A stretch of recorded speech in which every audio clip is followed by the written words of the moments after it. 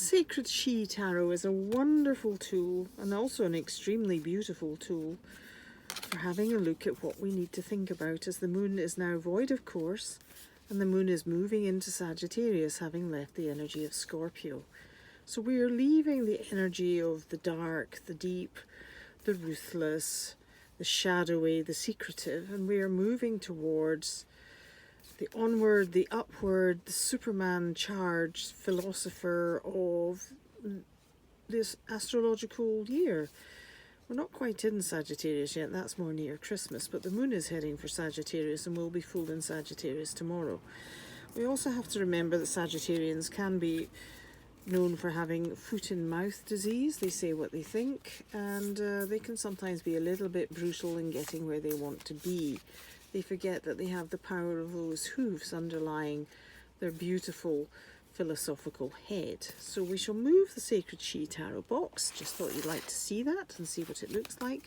And we'll pull a card for today as it eases into the moon of Sagittarius, because it isn't like day and night as we follow time. It isn't like, oh, at 10 o'clock this will happen.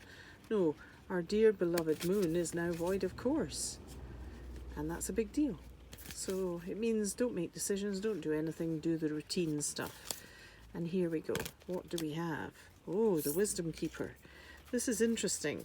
The Wisdom Keeper in this deck is inverted, which means I have to turn her around, but also I have to think more about her.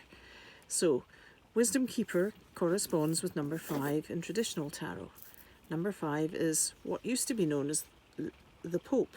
In the old tarot, before the Reformations across Europe and Calvinism and Presbyterianism and all that stuff, the Pope and the Popess, le Pape, la Papesse, were in tarot decks. La Papesse was what we now call the High Priestess, and the Pope became known as the Hierophant, which none of us really know what a Hierophant is, because it's a language that we haven't learnt for a couple of hundred years. However, the Wisdom Keeper is the one that says, who are you, what are you, where's your power?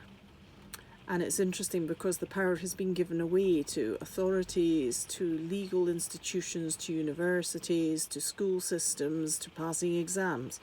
The Wisdom Keeper says, irrespective of who you are, your power is still there. You can still use it. You can still be in your power.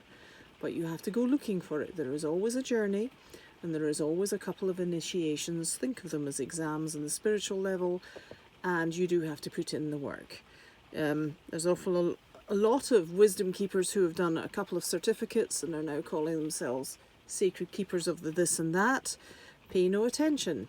Unless you truly respect them and you respect their energy and you can feel their vibe, and their vibe is truthful and divine rather than self-seeking, glorification, envious of others, seeking the monies, pay attention. Pay attention to how you feel about these Wisdom Keepers and how you resonate with them, because all our lives are frequency. Our divine frequency resonates through our bodies at all times. We've just gone completely off kilter with a combination of fear, belief, medication, you name it. We're all off kilter and we need to restore it. So we need to become our own Wisdom Keepers once more.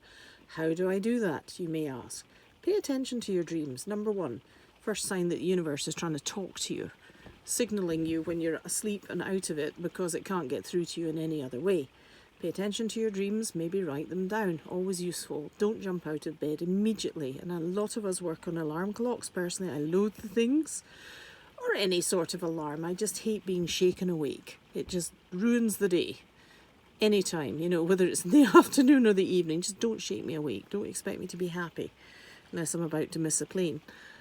Second part is, pay attention to your thoughts. Where are your thoughts coming from? Whose thoughts are they? It is quite possible that our wonderful, intricate minds and brains and bodies are picking up someone else's thoughts. You know how when you go into a room and there's utter gloom and despair and somebody's in a very bad mood and you pick it up. Well, how did you pick that up? How did you pick up their thoughts? Are you telepathic? Yes, we are. But you're also picking up their thoughts because you're feeling them. So if somebody makes you feel miserable, feel depressed, feel down, feel sad, feel angry, that's not your thoughts. So pay attention to what are your thoughts and what are someone else's. And the third thing that you can start to do is you can do what used to be called contemplation and is now very fashionably called meditation, but that can put a lot of people off, including me when I started, because I was rubbish at it. And you just build your meditation, your contemplation, your sitting stillness, you build it 10 minutes a day and just go with it. And then the fourth thing you can do is learn to pray again. To whatever you pray to, but ask for help. The universe is always waiting to help us, but it won't interfere unless we ask. So with that, my dear wisdom keepers, off you go. Start practicing. Enjoy your day. Whoops, bang the table. Who cares? Bye-bye. Love, light, bliss, happiness, etc.